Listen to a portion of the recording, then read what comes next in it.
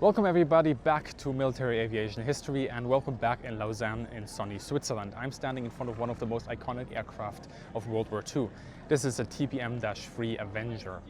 Now the TBM is in fact a TBF, but we're going to go into the story of the designations a little bit later on. Now the Avenger story starts already in 1939, before war was forced upon the United States when Japan attacked Pearl Harbor.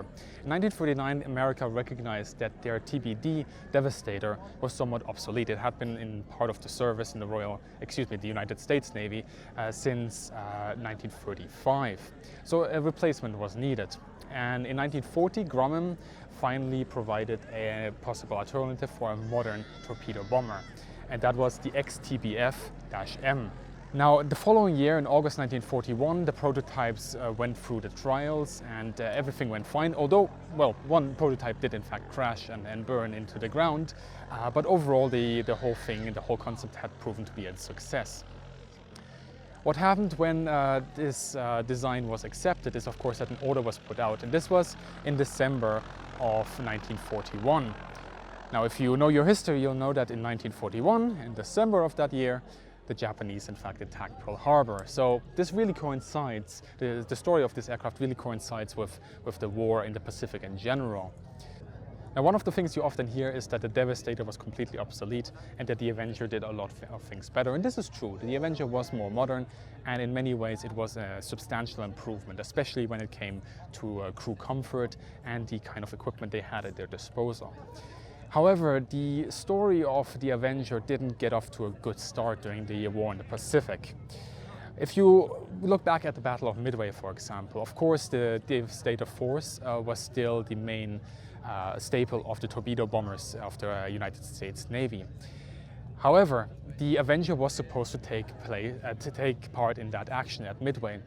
Now, the story of why this didn't happen is, well, in popular memory at least, one of timing. Apparently the Devastators that were delivered to the task force arrived just a couple of hours late in order to be put on the carriers. There is a little bit of confusion of actually what happened there, but suffice it to say that VT-8, which was a torpedo bombing squadron on the carrier Hornet, did in fact have a trial run with the Avenger at Midway. And those Avengers, 6 of them in total, took off from Midway Islands. Now, when they took off, they were a force of 6. When they returned, they were a force of 1. 5, in fact, were shot down by the Japanese during the action, and the one that came back was ridden with bullets and wasn't really holding up too well. One of the crew members had died as well, and the other ones had been wounded. So the concept of a torpedo bomber and the design of a torpedo bomber, even though the Avenger was a lot better than the Devastator, still meant that they were at the mercy of a fighter force, and the Japanese, of course, with their Zeros, were able to shoot down a substantial numbers of these aircraft. Now, after the Battle of Midway, the Avengers ceased service in the Eastern Solomons and at Guadalcanal. Over there it does have some success, but the torpedo bombing force has also suffered quite some casualties in the process. By 1944, something quite interesting happens, and that is the designation change from TBF to DBM.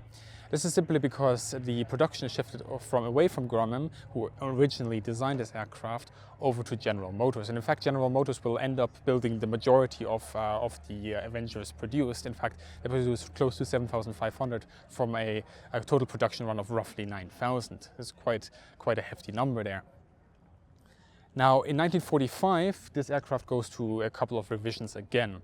This has to do with the fact that as a torpedo bomber, while being quite a modern design, while being a good design, the concept of torpedo bombers, as I've already alluded to, was somewhat outdated during the war. They suffered casualties in pretty much every operation they were sent into, either by flak or by enemy fighters, and as such this aircraft shifted away from torpedo bombing over to anti-submarine warfare, light transport, couriers, medical transports, and all that good stuff. The aircraft we have right behind me is a TBM-3E.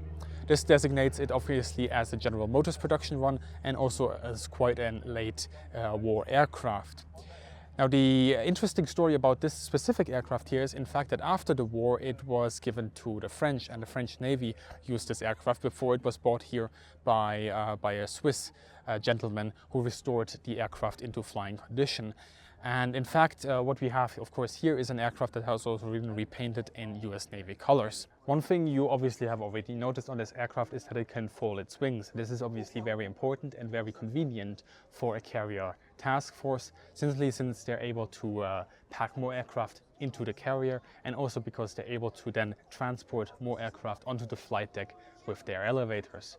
The way it is done right now with the Avenger can be either done hydraulically when the engine is running. In fact, sometimes you see Avengers that are still operational nowadays on flight shows deploying and retracting their wings just for, well, the show effect, I guess. It's very nice to see. And it can also be done by manually with a hand pump, but that requires some serious muscle. Obviously crucial for the employment on a carrier, the arrestor hook here fixed to the tail of the aircraft. Right, we're inside the Avenger where you would usually fit the payload. The Avenger, obviously being a torpedo bomber, has a torpedo mounted in here. In fact, it is a Mark 13 torpedo, which had a payload of roughly 600 pounds, that is 270 kilograms. Beyond this, it could also load a single 1,000 pound bomb, that's 500 kilograms, or 4 times 500 pound bombs, 250 kilograms. Since it was also used in a close air support role later on during the war, and also in Korea, you actually do have sometimes a use for a bomb load instead of a torpedo load. Obviously, as we have already said earlier, the torpedo bombing role that this aircraft had initially was sort of subsided during the war. Offensively, the TBF and TBM Avenger were armed with a single 15 cal Browning in the wing, unsynchronized of course, since they're not firing through the propeller, and they could be maintenance up there where you can see that bulge. Right, before we get actually into the Avengers and a little bit more hands-on, let's talk about the aircraft in more general terms. Up front, we have a Wright R2-600 engine pumping out 1,900 horsepower, which is a hefty lot, and obviously this was needed, since the Avenger in fact has the, well, distinction of being the heaviest single-engine aircraft of World War II. In fact, most people don't know this because they think it's the P-47 Thunderbolt that is the heaviest. The Avenger was roughly 400 pounds more heavier. This obviously puts the Thunderbolt into a new perspective. Now, up front, obviously the pilot. Behind him would be the radio operator, bombardier, and also a auxiliary gunner for the ventral gun down below. And then, of course, we have a gunner whose job really throughout the flight is to do nothing but operate that little ball turret. It's going to be very fun getting in there because it really was not conceptualized for people of my height. But in order to get inside for the radio operator and the gunner, it's relatively easy and comfortable. You just open up the door and in you go, essentially. This door also actually serves as an emergency hatch during times when your aircraft is on fire or, well, the wing is missing. Good luck trying to get out, but this is the door you would usually use. In case of ditching, in fact, they would get out of the radio operator's position. There's in fact no link between the radio operator and the pilot in the wartime production models. For the pilot himself, he has to do a little bit more acrobatics. There's a step down here. He will then also step on the torpedo bomb bay's door and before stepping on the wings, and he can do this while being held by a couple of handhelds. So we're going to try this right now. There we go. Up we go into the wild blue yonder, and there we are. And now I would be ready to get inside. All right, let's get inside. And this is riveting stuff, guys. Most of you will probably have not seen this, and this was the first time for me seeing it as well. Now, to get inside, the best thing is to actually go foot first and then kind of level yourself and rise up. There we go. Now, we have obviously the turret over there that I'm going to try to get into now, and afterwards we're going to try to make our way to the radio operator's position. One thing very important is that because this aircraft went through so many refits, not everything is original, obviously, and since it has also been modified into a cargo passenger aircraft, there are some extra seats in here as well. Now, we lower this armored plate here, that is for the gunner, and we will now try an attempt to get in there. Now you gotta remember that for a turret like this, usually the max height of a person was supposed to be 160. Yeah, 160 centimeters, 1.60 meters. I'm 190, so this is gonna be fun. Best thing usually on our attempts was to go hand first and then somehow find a foothold down below where you can be a little bit more stable, and then slowly but surely somehow find, and now my pants are stuck on the armor plate. There we go, we're nearly in. Here we go. And we are in fact in the turret with some lovely people outside. Let's wave at them. There we go. Now, because of my height, I will not be able to close the armor plate or do anything here. But I'll try to give you the most accurate representation of what would happen. Right where my legs are right now, I hope you can see that. That's where they should be, all right? I am so cramped up right now, I cannot even move. This is worse than it was in the Halifax.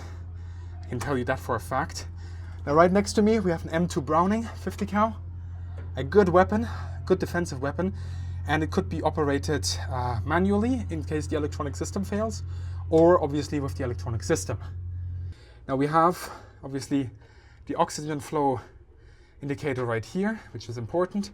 And then here we have the master switch for the gun. Now this is a joystick that he's supposed to use with a trigger being right here instead of in the usual pistol trigger position. The protection you have, obviously the armor plate down below that you already saw, not really big protection that you have. And then you have bullet resistant glass right here between the sight and the side picture. All right, so let's try to get out of this turret. And this really is even more scary than getting in. Getting in, the chances of getting stuck is quite high. But getting out, the chance of breaking every single bone you have is even higher. Right, we are sliding. And I'm going to use the passenger seat to stand on because this is the only way. And if you kind of have gravity do the work for you, you manage to get out. One thing I will say, I am soaking in sweat right now. So flying in the Pacific with your flight kit on, instead of with a t-shirt like I do, not a nice feeling. Right, for the radio operator, we are sliding our way through his position. This is not easy either. Now there is a secondary entrance, of course, as I already said, which might be more convenient to use. But here you go, this is how you would do it to traverse to your position. Now, important here, the natural instinct is actually to turn towards the seat when you're trying to get into this position. Big mistake I've learned. You move away, face towards the window, and then you rise up. And now you can naturally slide into your position. Usually, obviously, there would be equipment here. He is the bombardier, he's the radio operator. You know the drill. This is the kind of equipment that would be here. In this refitted version, this is not the case. There is a lamp though, which is kind of nice. For him to get out or to get in, a more convenient way would be operating this window right here. You have to open this, then you open this part as well. But before you do that, you also unlock the master bolt. And now you should be able, there we go, to open up this window right here. And now we could theoretically go out this way and exit the aircraft. So with this being the radio operator's position right here, you will see that on the wing side here, we have the life raft behind the door. And this is obviously something you would need when you're ditching. We have a fuel tank that is right here, 100 liters, 49 US gallons. And then we have the pilot seat. We are going to be able to film inside here. What you see right here to his left side is the tail wheel caster, which obviously locked and unlocked. You have the arresting hook control, very important for carrier operation. And then you have a trim for the nose right there. You also have an elevator trim just below that, and a aileron trim to the right of that right there. Over there you will be able to see the supercharger, the throttle and the mixture controls. Moving along to the more modern radio equipment right there, we are going to the landing gear, which we have here, and the flap control right there. As we go into the instrument panel, you'll see in the top left the manifold pressure for the engines, then the altitude given in feet, the speed given in knots, obviously in Navy aircraft. Below that you have a bank and slip indicator, you have a climbing indicator, and the engine RPM right there. Below that you also have a little bit of a checklist that the pilot can consult what he has to do for takeoff and landing. To the right we have an artificial horizon, a compass, a clock, then the cylinder head temperature. Obviously, being a radial engine, it doesn't need water cooling, but it has the oil temperature to the right as well as the oil and fuel pressure. Slightly below that, once again, a clock with an accelerator indicator, a compass and direction finder, and then to the right of that we have the fuel quantity, and below that we have obviously the other directional finder. Swinging down to the right here we have more bits and bobs. A lot of it is for navigational, landing, electrical systems and all that good stuff. Obviously we have a side picture here as well, a manual backup side and the primary side. And above that there is another compass. Below this we have a hand pump to the bottom left here, and also the system pressure of the hydraulic system right there. Obviously what you guys want to see is me going back to the original position, because the radio operator would obviously be operating the ventral gun as well. Getting out, a lot easier. What you do is simply, once again, have gravity do the work for you. Go legs first, and this is a lot easier, I can tell you, to getting in, and you are out. And right now you could operate the ventral gun, which would be located where that seat is right there. So there we go. Let's get out of this aircraft, get a bit of fresh air. Getting out is always the fun part. And there we are. That is the TBF Avenger. Now I hope you enjoyed our episode here on the TBF and TBM Avenger. It really was an awesome aircraft to get hands on. I thoroughly enjoyed it, and I hope you did as well.